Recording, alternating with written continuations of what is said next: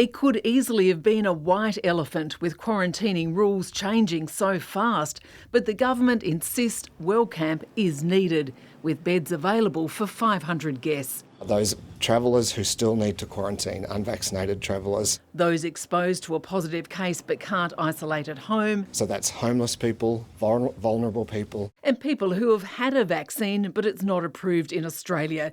The government has leased the facility for a year with an option for another, but won't reveal the cost to taxpayers. The Deputy Premier keeps saying it's a cracking deal. He just doesn't want to tell us what the cracking deal is. On site, final preparations are underway for stage 1 after weeks of delays. Whether the landlord, the government has a lease and what they do with the facility and who they put in is totally up to them. You know, we just get our monthly check.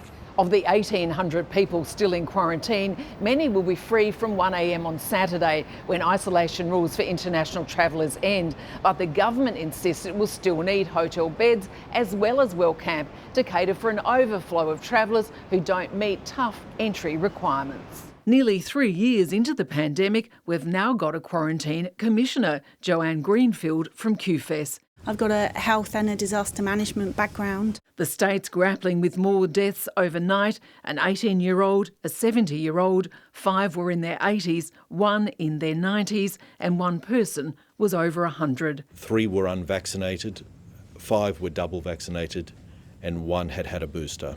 Of the 850 people in hospital, 48 are in ICU, with 20 on ventilators. As the battle over the lack of rapid antigen tests continues, the government's also pumping money into Brisbane firm Antiotech to help boost its manufacturing capability in Brisbane.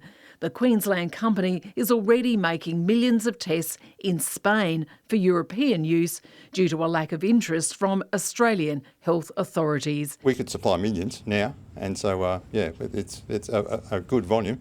It would certainly make a dent in the Queensland need at the moment. But they are yet to receive TGA approval. Lexy Hamilton-Smith, ABC News.